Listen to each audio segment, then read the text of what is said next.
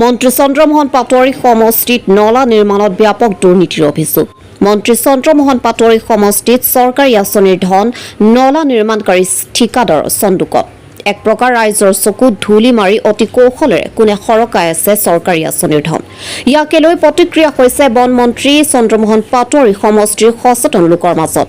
তাকে লৈ এতিয়া প্ৰতিক্ৰিয়া আৰম্ভ হৈছে নলবাৰী জিলাৰ টিহু সমষ্টিৰ মধুপুৰ ব্লকৰ অন্তৰ্গত ৩৭ নম্বৰ উত্তৰ পূব ধৰ্মপুৰ গাঁও পঞ্চায়তত। উল্লেখযোগ্য যে ২০২২ আৰু ২০২৩ বৰ্ষৰ MGN ৰেগাৰ অধীনত নিৰ্মাণ হ'বলগীয়া এটি নলা নিৰ্মাণৰ নামত দুৰ্নীতিৰ অভিযোগ উঠিছে উক্ত পঞ্চায়তটোৰ অন্তৰ্গত বিহামপুৰ খলিহাত। স্থানীয় লোকে অভিযোগ কৰা অনুসৰি নলাটোৰ নামত চৰকাৰে ধাৰ্য কৰিছিল ৮,১৮,৪৫৫ টকা।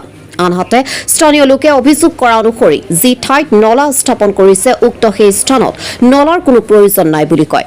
কাষতে থকা জনতা চকৰ পথটোত বছৰ বছৰ ধৰি এজাক বৰষুণ আহিলে পথৰ ওপৰত বৰষুণৰ পানীয়ে অঞ্চলটোৰ ৰাইজক জ্বলা-কলা খুৱাই আহিছে। যদিও জনপ্ৰতিনিধিৰ সেই স্থানত চকু নপৰি কেৱল মাত্ৰ এঘৰ মানুহৰ সুবিধাৰ্থে অতি কম খৰচেৰে দুৰ্নীতি কৰি ঠিকাদাৰৰ চন্দুক ভৰ্তি কৰাত বাহিৰে আন একোৱেই নহয় বুলি স্থানীয় লোকে জানিবলৈ দিয়ে।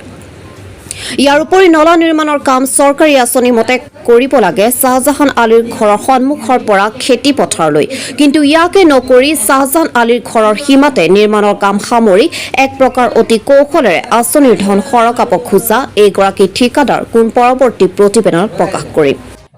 আচলতে দুখ লগা কথা যে অসম চৰকাৰৰ যিবোৰ স্কিম এই স্কিমবোৰ সুচাৰুৰূপে পৰিচালনা হৈছে নে নাই, ইয়াত জনপ্ৰতিনিধি থাকে, পঞ্চায়ত প্ৰতিনিধি বা সমষ্টিৰ এগৰাকী বিধায়ক থাকে, তেওঁলোকৰ অজ্ঞাতে হয়নে নে জ্ঞাত, তেওঁলোকৰ জ্ঞাত এক দুৰ্নীতি বুলি ক'ব লাগিব। নলবাৰী জিলাৰ আগৰ ধৰ্মপুৰ সমষ্টি বৰ্তমানৰ টিহু সমষ্টি ৩৭ নম্বৰ গাঁও পঞ্চায়তৰ অন্তৰ্গত আমাৰ ডিষ্ট্ৰিক্টত চলিছে ভালে সংখ্যক যি ড্ৰেইন বনোৱাৰ কাৰণে যি দুৰ্নীতি, ক'ৰবাত ৯ লাখ টকাৰ ড্ৰেইন একোটা আচলতে দেখিলে প্ৰায় হয়তো ১ লাখ টকা বা ১,৫০,০০০ টকা খৰচ কৰিছে, বাকীবোৰ কি হ'ল আৰু কোনে কেনেকুৱা ধৰণে ইয়াতে ড্ৰেইনবোৰ বনালে, ইয়াৰ ইঞ্জিনিয়াৰ কোন, কোনো ধৰণৰ ইঞ্জিনিয়াৰিং মেথড নাই আৰু তেনেকৈ ইয়াতে ড্ৰেইনবোৰ বনাইছে। আপোনালোকে দেখিছে, নিশ্চয় প্ৰত্যক্ষ কৰিছে। এইটো হ'ল এইটো এতিয়া বৰ্তমান আমি যি জেগাত আছোঁ এইটো বিহামপুৰ খলিহা কবৰস্থানৰ সন্মুখত ইয়াতে ড্ৰেইন বনাইছিলে। এইটো হ'ল MGN ৰেগা ২০২২-২০২৩ নেম অফ স্কিম হৈছে কনষ্ট্ৰাকশ্যন অফ ড্ৰেইন ছিষ্টেম আৰু ইয়াত ধাৰ্য কৰা হৈছিল ৮,১৮,৪৫৫ টকা।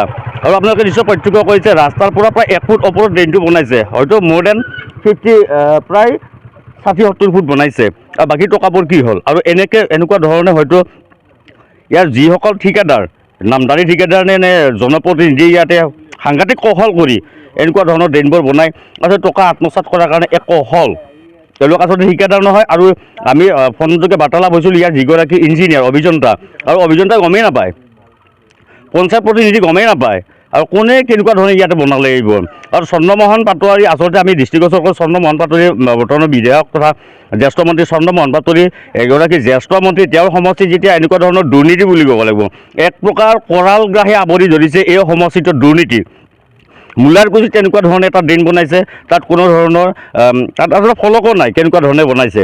আৰু ইয়াত যিখন ফলক বনাইছে একদম ইয়াত আছে শ্বাহজাহান আলী সন্মুখৰ পৰা পেডিফিল অৰ্থাৎ ধাননি পথাৰলৈ, আৰু ধাননি পথাৰলৈ যাব লগা হ'লে আৰু মোটামুটি যিমানখিনি বনাইছে তাত 4 গুণ বনাব লাগে।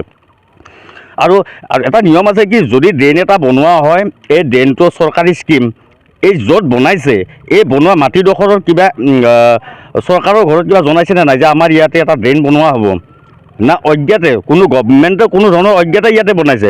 এক প্ৰকাৰ দুৰ্নীতি। মই ইয়াৰ জৰিয়তে আমাৰ বিডিঅ বাইদেউক অনুৰোধ জনাইছোঁ, জিলা আয়ুক্তগৰাকীক অনুৰোধ জনাইছোঁ ইয়াৰ সুদৃষ্টি দিয়ক, যাতে এনেকুৱা ধৰণৰ চৰকাৰী টকা মানে আমাৰ জনসাধাৰণৰ টকা, এইবোৰ টকা যাতে আত্মসাৎ নহয় তাৰ কাৰণে অনুৰোধ জনাইছোঁ। চন্দ্ৰমোহন পাটোৱাৰী ডাঙৰীয়া, আপোনাৰ সমষ্টিৰ ৩৭ নম্বৰ গাঁও পঞ্চায়ত এবাৰ চকু দিয়ক, কেনেকুৱা ধৰণে এই ড্ৰেইনবোৰৰ লাখ লাখ টকা আজি আত্মসাৎ কৰিছে।